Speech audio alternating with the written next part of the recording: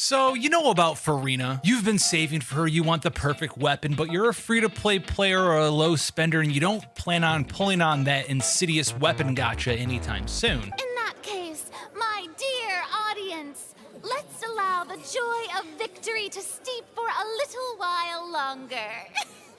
Well, there are a couple of options for you. We've covered the best one, which is something that you might not be able to have. This bad boy right here, the Festering Desire. We don't rerun event weapons in Genshin Impact. You can't have this. So what are you going to do if you can't get the best 4-star option for Furina? And we're not covering anything about her kit in this video. Maybe we'll talk a little bit about why these weapons are pretty good for her. If you want to see stuff like that, check out the previous ones. So Furina's weapon selection is actually pretty lacking, which is why the Festering Desire just ranks up there as the best 4-star option, especially after her possible buffs to the amount of energy recharge you actually need for this character. It's still going to exist, and that's why this weapon's still going to be very good, but what else could potentially help you out if you're not a Festering Desire owner? Well, one we'll touch on real quickly if you are a Battle Pass buyer. The Wolf Fang's actually pretty good for a DPS Furina. The elemental skill, if you're in offensive form,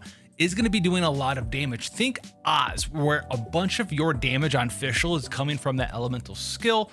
Same thing with Furina, 30-second uptime, 20-second cooldown. You're gonna have the elemental skill be doing a bunch of off-field damage. This thing has crit rate on it, which is amazing because as an HP scaling unit, Furina doesn't utilize attack percent, and we don't care about lower base attack from 4-star weapons because we're HP scaling. So we're gonna be able to get a lot of crit rate on our Furina build with the Wolf Fang and her Ascension stat scaling of crit rate as well. But we also have the refinement ability, which is going to increase the damage of your elemental skill as well as your elemental burst. And then whenever an elemental skill hits an opponent, you're gonna get a crit rate increase above 2%. And this can actually stack up to 4 stacks. So not only are you getting crit rate from the weapon, crit rate from Furina's Ascension, you're going to be getting increased crit rate on your elemental skill by at R1 8% from this weapon's passive ability. And then on top of that, it also is going to give you damage bonus for your skill as well as your burst. Your burst is also going to get a small amount of crit rate increase here as well, as it does also have the ability to get 2% for every enemy you hit, maxing out to 4 stacks. With that being said, your burst is going to be doing a very small amount of your totality of damage, but you are going to be able to have a very nice crit build if you do pick up the Wolf Fang. And since it's a little blue here, I think they knew what they were doing over at Hoyoverse, because this thing's going to match pretty well. But you're not a Battle Pass buyer, oh my god.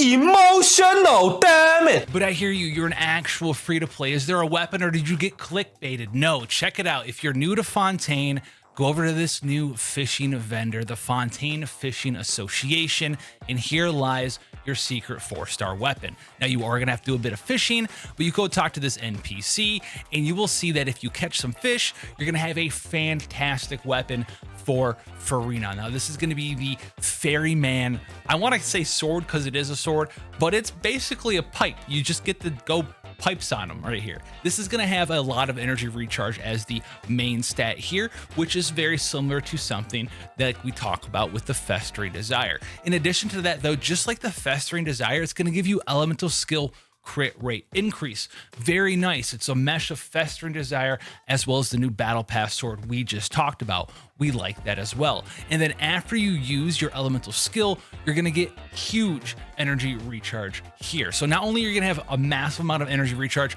on the weapon from the stat, you're going to get additional energy recharge from the refinement ability. And if you go ahead and you fish up some more, you're going to be able to get an R5 version of the Ferryman sword or pipe, whatever one you want to use to describe it. This is going to give you a ton of energy recharge though. So if you are going to be using your Furina in some of these teams where she is going to be your only Hydro character, you don't plan on having any Favonius weapons on other party members to help facilitate her energy gain, this thing's going to allow you to basically run Furina in whatever sort of team that you want to do. It's going to almost be able to take the energy recharge requirements entirely out of her build. You're going to be able to run in HP percent sands, crit chance, substats, crit damage substats, health percent substats, and not have to worry about finding energy recharge on your artifacts with the tentative buff to her energy recost on her elemental burst, as well as all of the energy recharge you're going to be getting from the Ferryman. Now, am I the biggest fisher out there? No, I have a Festering Desire. I'm not fishing in Genshin.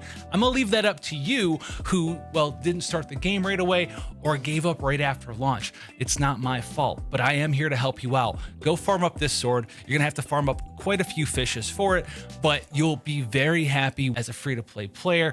You have access to maybe the second best 4-star option out there for a Furina build, especially if you want a flexible sword. With that being said, guys, I'll see you in the next one. Have fun out there and take care.